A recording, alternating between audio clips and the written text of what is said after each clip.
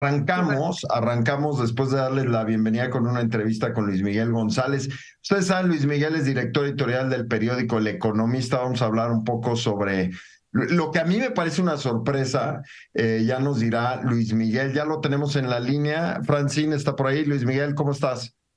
Hola, muy bien. Buenas tardes. Saludos, Álvaro, y saludos a todos en la mesa. Qué bueno que estás con nosotros, mi querido Luis Miguel, porque parece ser que el Banco de México da sorpresa y se divorcia, me parece a mí en sentido negativo o en sentido opuesto de lo que se esperaba. Coincidirás conmigo que el presidente hablaba de la fortaleza de la economía mexicana y de que probablemente no era tan necesario la intervención del Banco de México, y ahora resulta que interviene todavía más de lo esperado, Luis Miguel. Sí, hay dos noticias hoy que se explican mutuamente. Amanecimos con el dato de inflación para el mes de enero y el INEGI nos demostró esta percepción de que la cuesta de enero fue más pronunciada de lo que esperábamos, es real. Hay un repunte en la inflación y cuando digo que las dos noticias están relacionadas, el Banco de México toma una decisión de alza de tasas más alta de la que se esperaba como respuesta a este mal dato de inflación. No hay manera de leer la decisión del Banco de México sin tomar en cuenta este dato de inflación. Para explicar por qué es malo el dato de inflación y por qué, como en otras cosas, las amas de casa tienen razón, los alimentos procesados subieron más de 14% a tasa anualizada. Los alimentos sin procesar, lo que se llaman los precios agroalimentarios, fueron más de 10%. Estos dos datos son los que de alguna manera explican por qué el Banco de México toma la decisión. Decías tú, Álvaro, no hace lo mismo que hizo la Reserva Federal, y la razón es muy simple. En Estados Unidos, la tasa de inflación ya empezó a bajar, ya hay una tendencia clara a la baja, ellos están por el 6%, y en México la inflación sigue terca, más cerca de 8% que de 7%.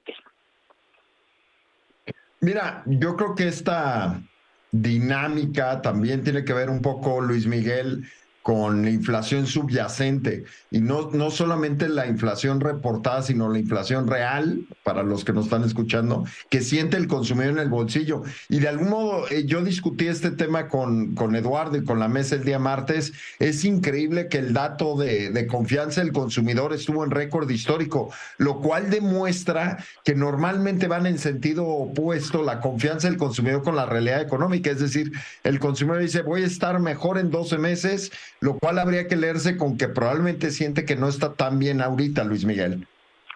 Totalmente.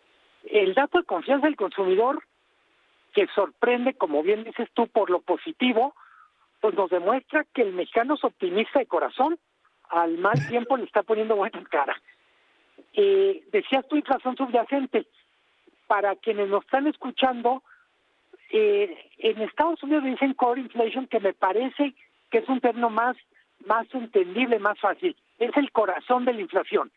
A los precios generales, les quitamos los más volátiles, que son precios del campo y precios energéticos, y nos quedamos con todo lo demás, que en este caso tiene mucho que ver con alimentos procesados. Insisto, cuando vamos al súper, estamos encontrando unos precios que no ceden, están 14% arriba en promedio, pero esto no quiere decir que no tengamos productos que están subiendo por el rango de los 30 o 40. ¿Por qué me parece que este dato de inflación más tasas de interés nos debería preocupar? Fundamentalmente nos recuerda que nos falta mucho como consumidores de sufrir de inflación, y de parte de las autoridades del gobierno nos hacen falta mayores esfuerzos para poder domar. La inflación se está volviendo como este invitado gorrón que no se quiere ir de la casa. Oye, Luis Miguel, yo veo dos temas ahí importantes que vale la pena, me parece a mí, tocar con el auditorio y ponerlos en la mesa.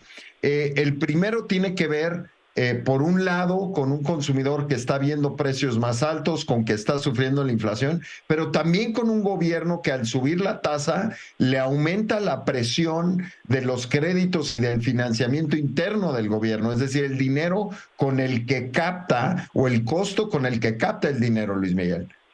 Totalmente. Cuando decimos, bueno, el Banco de México aumentó la tasa de interés, para ponerlo en perspectiva, van 14 aumentos de tasa desde junio de 2021, 14 aumentos. Y hay aumentos de las tasas que son más cercanos.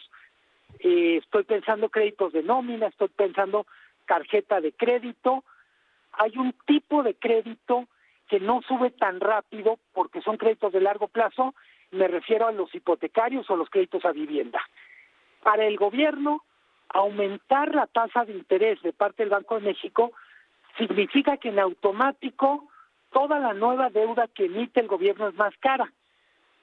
Puede sonar muy abstracto, pero para el gobierno en la práctica significa tener que destinar más dinero a servicios financieros y tener que recortar una parte del presupuesto que puede tener para servicios públicos, para obra pública o para cualquier otro gasto.